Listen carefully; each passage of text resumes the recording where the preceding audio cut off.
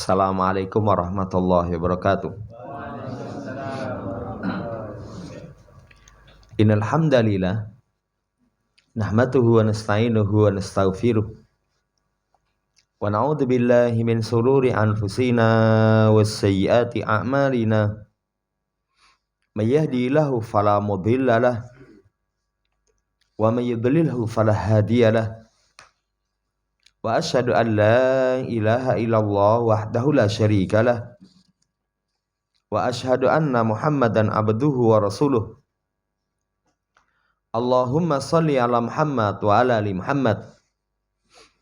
Ya ayyuhalladzina amanu taqullaha haqqa tuqatih wa la tamutunna illa wa antum muslimun.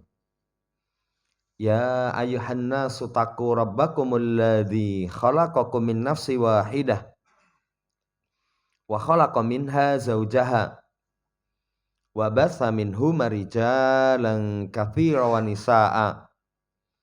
Wattaqullaha alladzi tasaaluna bihi wal arham. Innallaha kana 'alaikum raqiba. Ya ayyuhalladzina amanu taqullaha wa qulu qawlan sadida. Yuslih lakum a'malakum wa yaghfir lakum dzunubakum. Wa may yuti'illaha wa rasulahu faqad faza fawzan 'azima. Amma ba'd.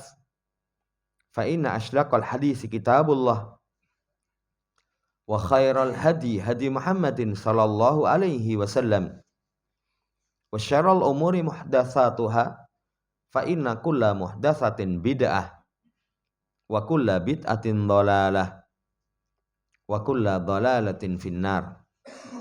Ma'asyiral muslimin rahimani wa rahimakumullah.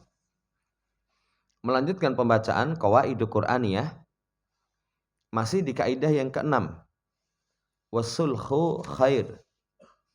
Damai, perbaikan itu satu perkara yang baik. Pertemuan yang lalu kita telah baca contoh penerapan Nabi SAW semangat untuk mengadakan perdamaian. Kemarin kita baca kisah tentang Barirah. Barirah ini budak wanita yang dimerdekakan oleh Aisyah radhiyallahu ta'ala anha. Kemudian setelah itu, contoh yang lain. Itu kata penulis, kharaja marratan sallallahu alaihi wasallam ila ahli Quba. Lama uhbira annahum iktatalu hatta taramu bil hijarah. Nabi sallallahu alaihi wasallam satu hari keluar ke Kuba. Ya, Masjid Kuba itu dari Masjid Nabawi ya lumayan lah. Beliau pergi ke Kuba.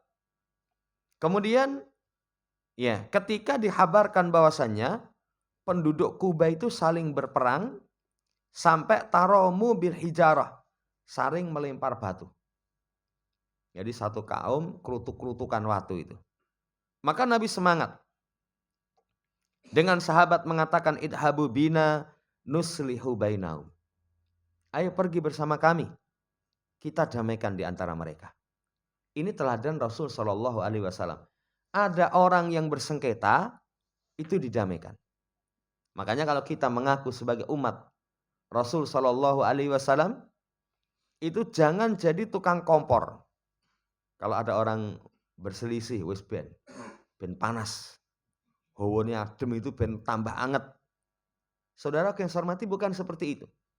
Tapi berusaha menjadi penenang, menjadi penengah, mendatangkan kedamaian. Yang berselisih menjadi rukun. Teladan Nabi SAW. Kemudian, wa ala hadi jadatin nabawiyati sara talamiduhu an-najba min ashabil kirami wa ghairuhum miman sara ala nahjihim. Kemudian berjalan di atas kesungguhan Nabawi. Itu murid-murid beliau yang terpilih. Dari kalangan sahabat yang mulia. Dan selain dari mereka, orang-orang yang mengikuti jalannya mereka. Apa contoh sahabat yang mulia? Semangat untuk mendamaikan. Itu kisahnya Khuruj Ibn Abbas limunadaratil khawarij. Ibnu Abbas itu keluar untuk mendebat orang-orang khawarij. Orang khawarij itu jadi termasuk awal-awal fitnah, munculnya awal-awal. Ya.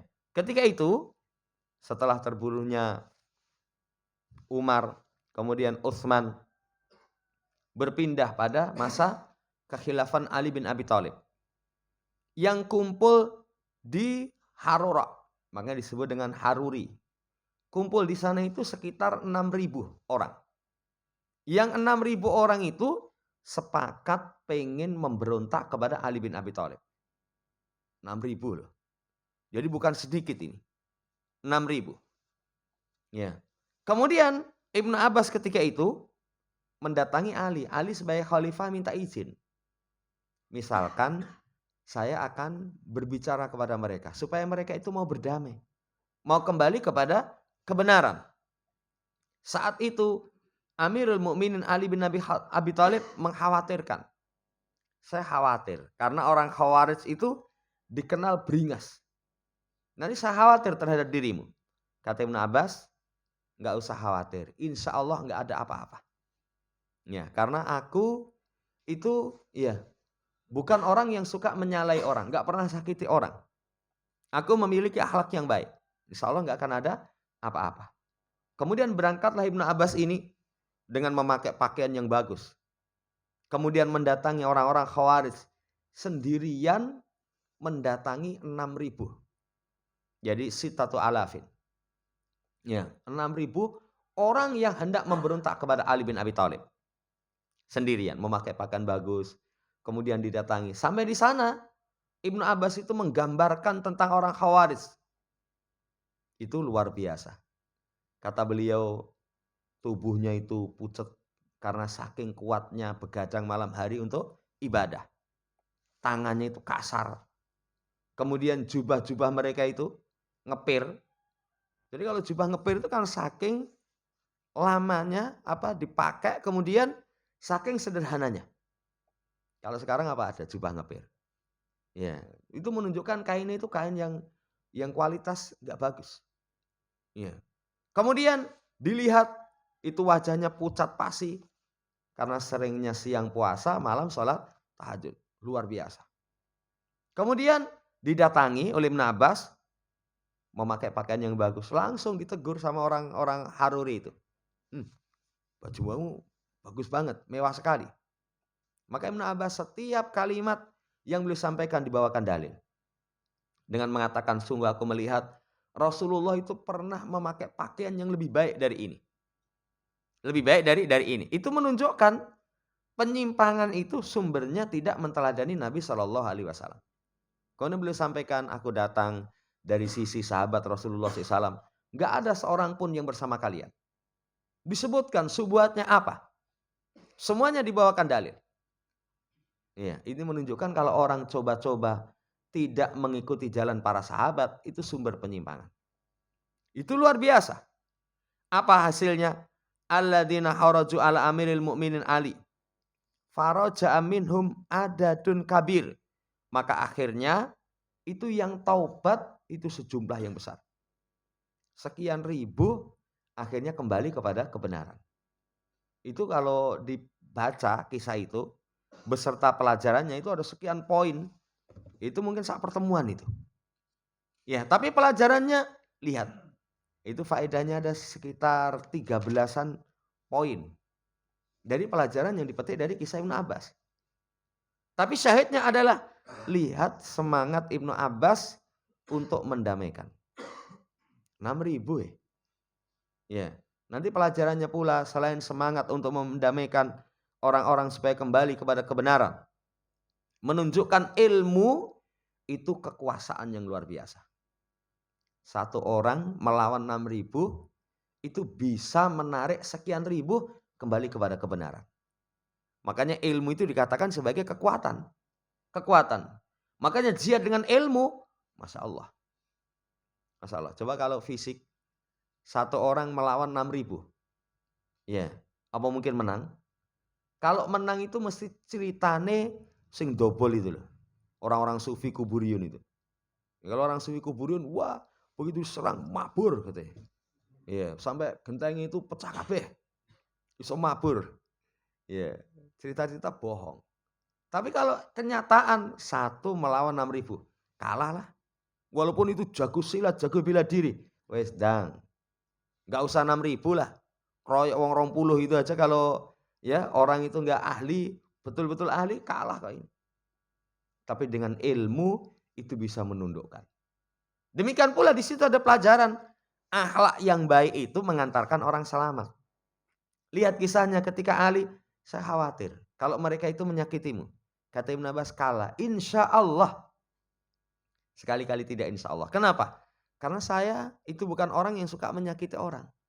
Nah, itu menunjukkan akhlak yang baik itu mengantarkan seseorang gak akan dimusuhi, diperangi.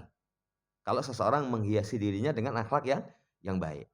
Wallahu ta'ala alam, syahidnya sekali lagi semangat murid Rasul Shallallahu Alaihi Wasallam untuk mendamaikan. Nah kita juga begitu. Kalau kita mengaku sebagai orang yang mengikuti jalan salaf, itu suka untuk mendamaikan. Kan sekarang itu fitnah, kadang perselisihan luar biasa. Enggak usah di tengah-tengah kaum muslimin. Di tengah-tengah salafiyun sendiri. Kalangan Ahlussunnah di negeri kita, waduh. Podo-podo ngaji salafi kadang rame. Ya kalau kita menteladani jalan Nabi SAW, berusaha untuk menjadi orang yang menyebabkan kedamaian. Bukan malah manas-manasi. Wallahu ta'ala. Kemudian kata penulis, waman qalaba kutubas siyar wajada namadija musroqatan li juhudi fardiyatin fil islahi bainan nas ala mustawiyatit syatta. Siapa yang membolak-balikkan kitab sejarah? Artinya siapa yang membaca sejarah, dia akan dapatkan contoh-contoh yang cemerlang, gemilang. Kesungguhan pribadi dalam mengadakan perdamaian di antara manusia. Itu dengan tingkatan yang bermacam. Ya. Wala ala mimma yubasyaru bi khair. Semoga saja di antara apa yang menjadi perkara yang menggembirakan dengan kebaikan. Manarahu min lijani islahidatil bain. Apa yang kita lihat dari kendali perbaikan di antara hubungan. Ya. Wallati hiya fil haqiqah tarjamatun amaliyatun lihadil qaidatil qur'aniyatil adimati. Dan ini hakikatnya merupakan penerapan kaidah Quran yang mulia, wasulhu khair. Damai itu merupakan kebaikan. Semuanya diperbaiki. Semuanya diperbaiki. Supaya untuk menjadi orang yang menciptakan perdamaian. Menciptakan perdamaian. Ini Islam, agama yang lebih sempurna. Agama yang paling baik. Ya, bukan hanya simbol. Kalau orang Kristen, simbolnya itu cinta damai. Cinta damai. Mbok waca sejarah. Ya, pembantaian orang Kristen, orang Katolik berapa coba? Berapa coba? Tapi kalau ngomong, wah, kiri cinta damai. Bohong. Kalau Islam, saudara yang saya hormati, memang dalam rangka untuk menciptakan perdamaian. Ini ya hasungan dari penulis. Kemudian fahani'a liman ja'alahallahu min hiyarin nas. Maka kebahagiaan itu bagi orang yang Allah jadikan sebaik-baik manusia. Siapa manusia paling baik? Dalam hadis Nabi diantaranya anfa'uhum linnas. Paling bermanfaat bagi manusia. Paling bermanfaat bagi manusia. Artinya ketika orang bersengketa, berselisih, gak ada kemanfaatan. Tapi kita mampu mendamaikan. Wah, ini termasuk manusia yang terbaik. Demikian pula as-sa'ina fil islahi bainahum, yang senantiasa berusaha untuk mendamaikan di antara mereka. Dzalika fadlullah yu'tihi may yasha. Itu karunia Allah yang Allah berikan kepada siapa yang dikehendaki. Dan Allah memiliki keutamaan yang agung. Selesai pembahasan seputar mendamaikan, itu merupakan perkara kebaikan. Kemudian bahan renungan. Pertama, as-sulhu khairu kulluh lil fardi wal mujtama'i. Damai itu kebaikan semuanya. Jadi kalau seseorang mampu mengadakan perdamaian, tapi catatannya mendamaikan dalam perkara yang baik, bukan damai dalam artian kepada kemungkaran. Ya wis damailah. Itu sudah kita terangkan di awal-awal. Bukan itu maksudnya. Tapi kalau dua orang berselisih, bersengketa, kita damaikan. Ayo rukun mas, rukun. Itu semuanya baik, pribadi dan masyarakat. Kebaikannya mencakup pribadi dan masyarakat. Kemudian yang kedua, kata penulis, min arkanis sulhi wal islah at-tanazulu an ba'dil hukuk. Termasuk pondasi perdamaian. Ya, pondasi seseorang itu berdamai melepaskan sebagian hak. Bahasa kita ngalah. Kalau orang nggak mau ngalah, orang mungkin bisa damai. Orang nggak mau ngalah, nggak mungkin bisa damai. Kemarin dikasih contoh suami istri, masing-masing ngotot dewi-dewi, orang gelem ngalah. Wah nggak mungkin bisa damai. Nggak mungkin bisa damai. Anak orang tua, ya semua bentuk permasalahan kalau saling ngotot menuntut hak nggak mungkin. Makanya kalau pengen damai ya ngalah lah. Lah piye kok iso rukun? Anu wis ngalah Mas, ben lah. Ya, ben. Kemarin saya kasih contoh ada orang ya didolimi tempat dia. Tempat dia rame gitu. Setelah rame ya wis kula sing ngalah lah. Kula sing ngalah. Akhirnya apa? Jadi baik. Tapi kalau masing-masing menuntut hak nggak mungkin.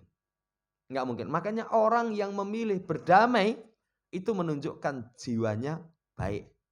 Karena dia rela menggugurkan hak yang dia miliki demi kemaslahatan yang lebih baik. Ini bahan renungan yang kedua. Yang ketiga, tatabi ayatil islah fil Quran. Lita'lama ihtifa'ah. Ihtifa'ah syar'i bihi fatu'addimuhu. Maka amati ayat islah dalam Quran.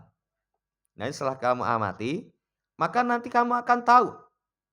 Ya, akan ada ucapan keselamatan, sambutan syariat terhadap orang yang mendamaikan. Suruh ngamati, coba renungkan ayat-ayat tentang damai. Nanti akan tahu, oh Masya Allah, luar biasa ternyata. Sehingga nanti kamu akan mengagungkan, damai itu kamu agungkan. Ini saudara yang saya hormati, renungan yang ketiga. Kemudian yang keempat, i dalam takun minal muslihin, fa iyyaka antaki fahajaran fitorikihim. Kalau kamu tidak mampu menjadi pendamai, hati-hati kamu berhenti menjadi batu dalam jalan mereka. Kalau nggak mampu ngerukun itu jangan nyerimpeti. Ya, jangan menghalang-halangi. Kowe iki piye to? Kon damai ke orang mangkat, neng malah menjadi penghalang perdamaian. Saudara yang saya hormati, jangan. Kalau seseorang mampu menjadi pendamai, Masya Allah. Itu kemuliaan. Tapi kalau nggak mampu, ya jangan halang-halangi lah. Jangan menghalang-halangi seminggiro kono. Orang mampu kok. Kalau saya kecil itu dulu ketika orang tua bangun kerja bakti. Biasanya kalau di desa itu ada sambatan, istilah sambatan itu misalkan sini bangun rumah, semuanya membantu. Lah ketika membantu, kita yang anak-anak kadang dolanan di situ.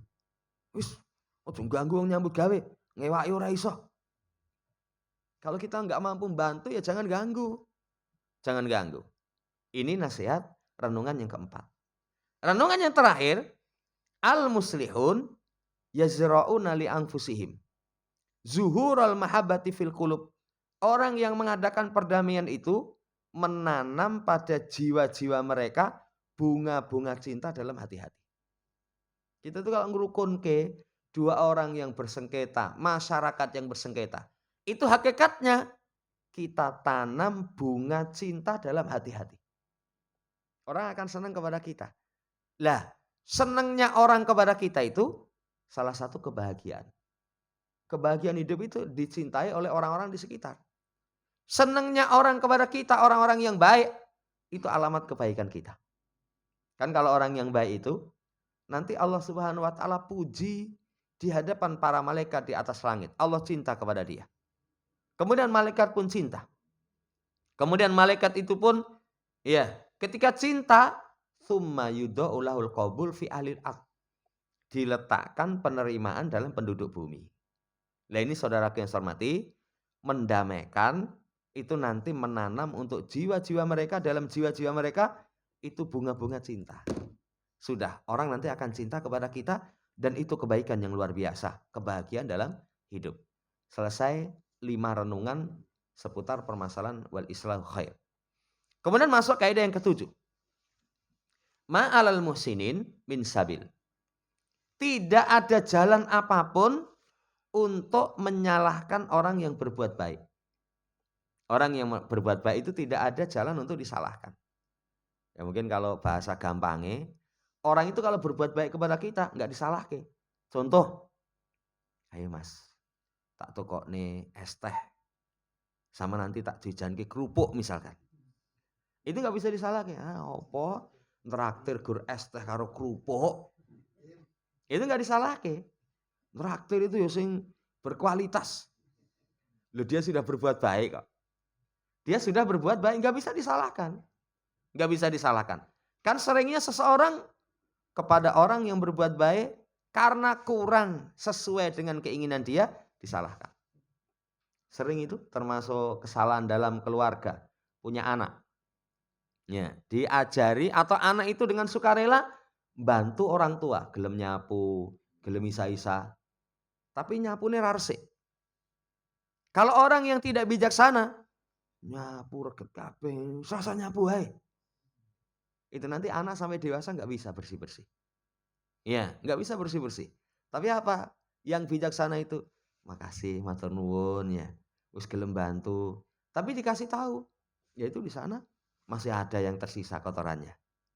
Isa-isa juga begitu. Kan kadang namanya anak ketika mau bantu, cuci piring, cuci gelas, kadang diambu, loh masih mampu sabun. Kalau nggak mampu sabun kadang kotorannya masih.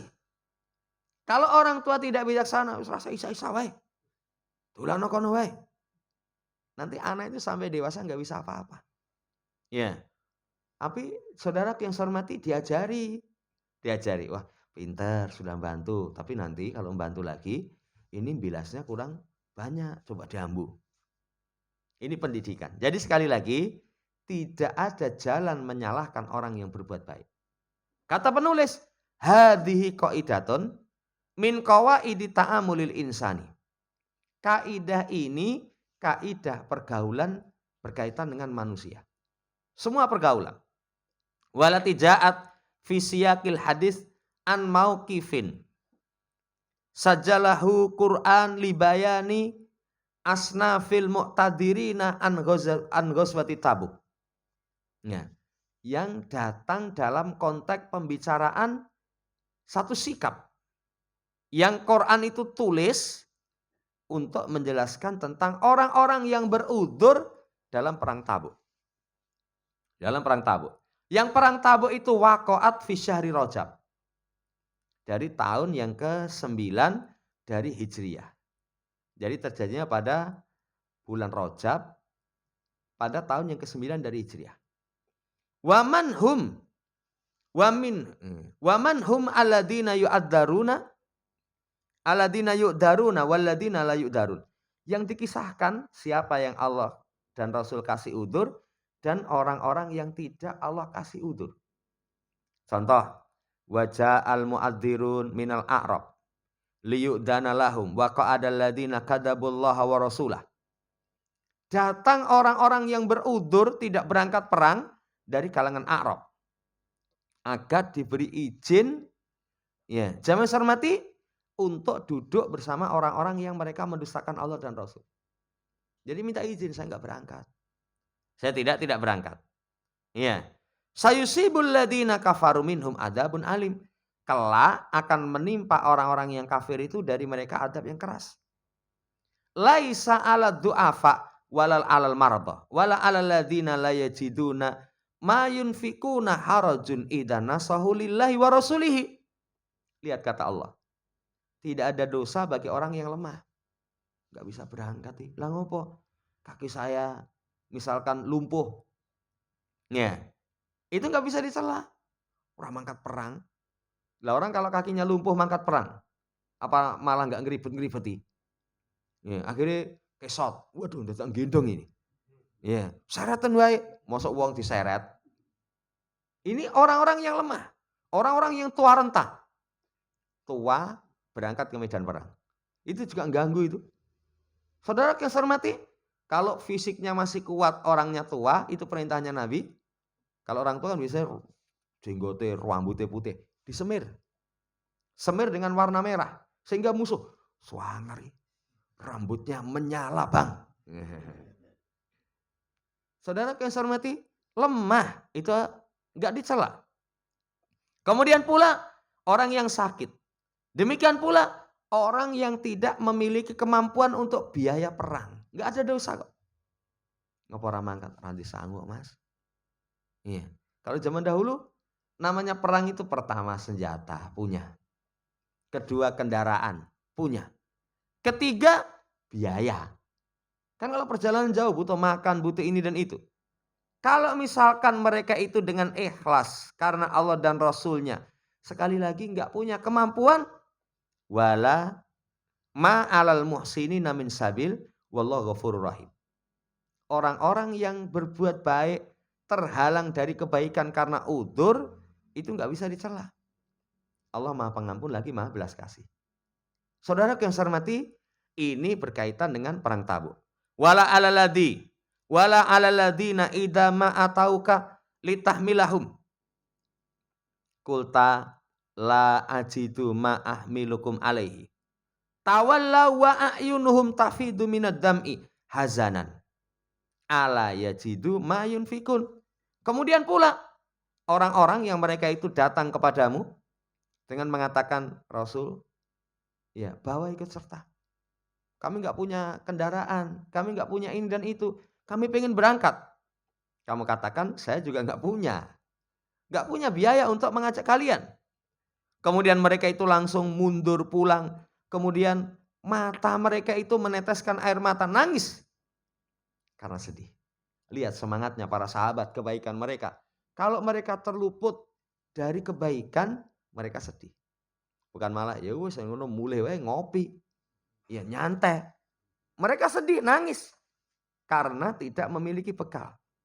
Innamas sabilu 'alal ladina yasta'dinunaka wa hum aghnia.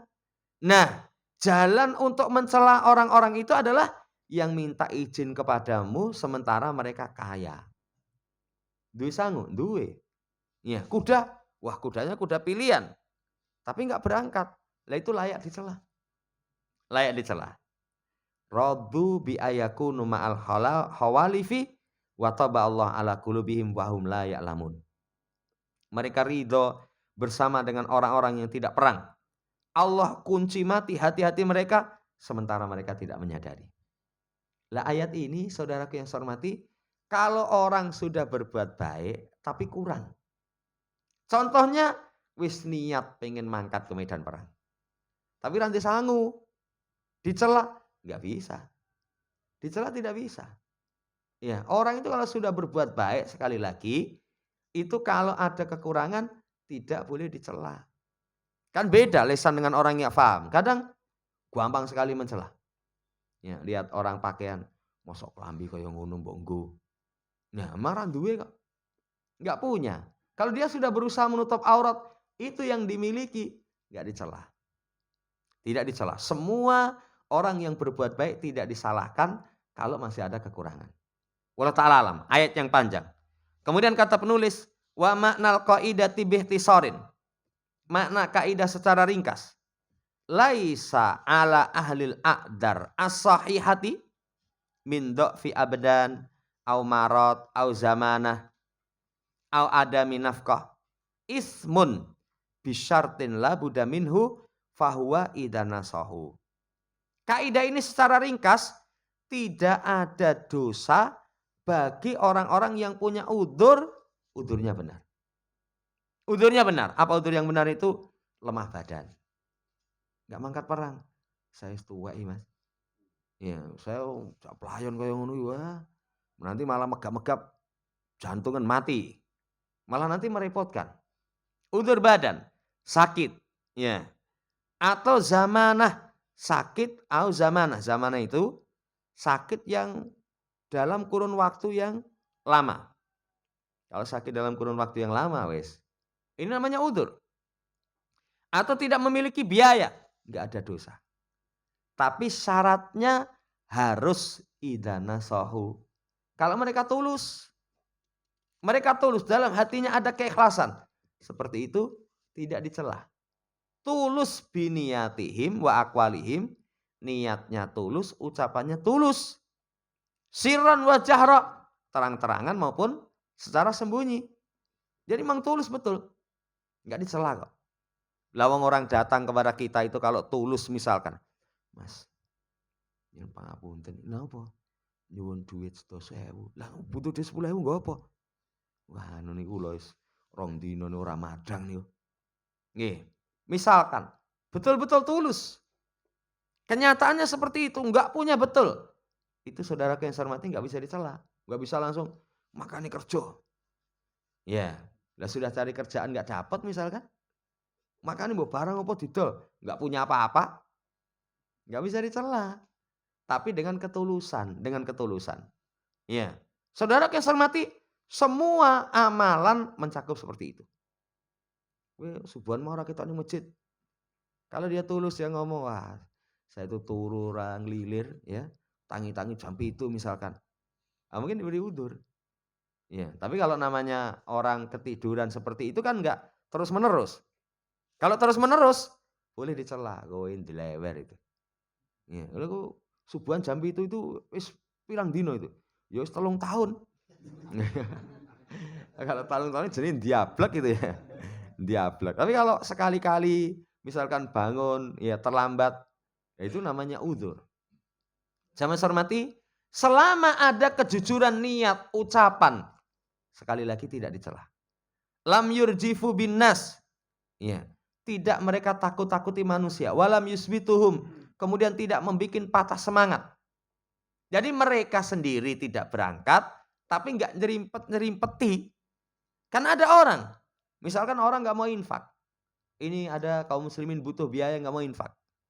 Dia sendiri nggak mau, tapi bisi wong rasa wae. Ben. Rasa wae. Mas, kowe iki ora iso mbantu, wis meneng kok. Itu kalau kasar, cangkemmu meneng kok. Kalau kasar. Lah sudah nggak mampu bantu malah menghalang-halangi. Jadi tidak menakut-nakuti manusia, tidak membuat patah semangat. Wahum muhsinun fi halihim hada. Mereka keadaannya baik. Sampai tadi diterangkan mundur itu nangis. Nangis.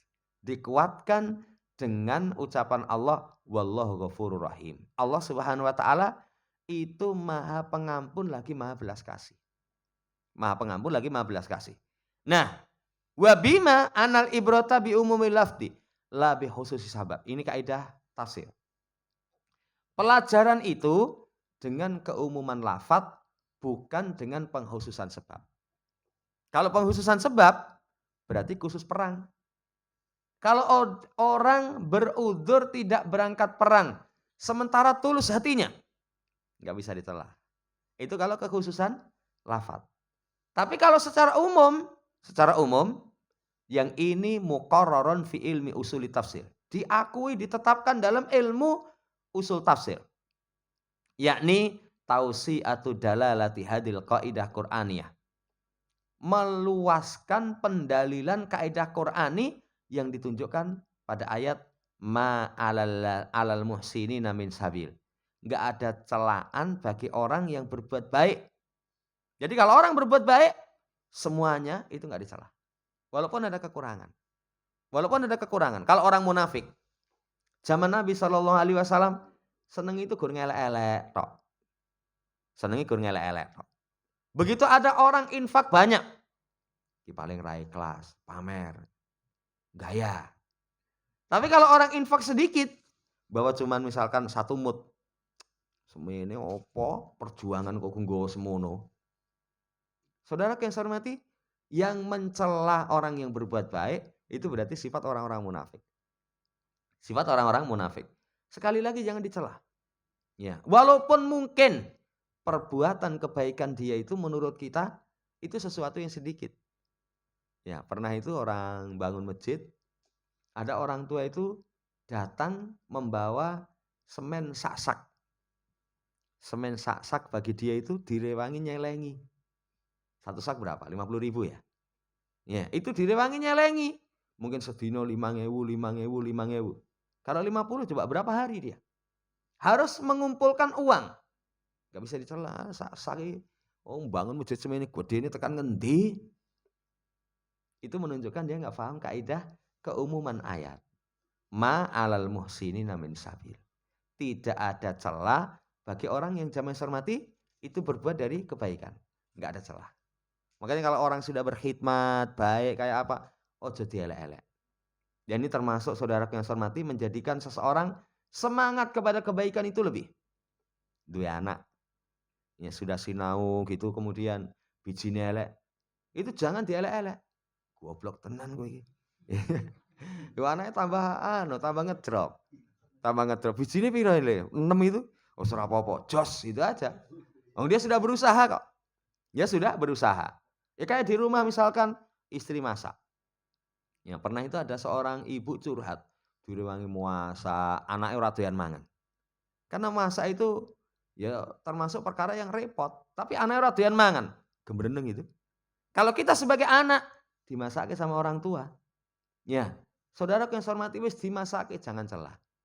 Kalau mau makan ya makan, kalau nggak mau makan nih anu men mboten mamsik. Terus mangan ning endi? Ya. Ya pokoknya nggak suka kok cari kalimat-kalimat yang tidak menyinggung orang tua. Jangan panganan koyo ngono kon mangan. Iya. Ngrasane koyo uyuh jaran. Wis tau ngombe uyuh jaran ta? Iya. Orang sudah berbuat baik kok disela. Itu sekali lagi tidak ada jalan. Insyaallah nanti kelanjutannya kita akan lanjutkan di pertemuan akan datang. Demikian. Wallahu ta'ala alam, kurang dan lebihnya mohon dimaafkan. Subhanakallahumma rabbana bihamdika, asyhadu an la ilaha illa anta, astaghfiruka wa atubu ilaik. Assalamualaikum warahmatullahi wabarakatuh.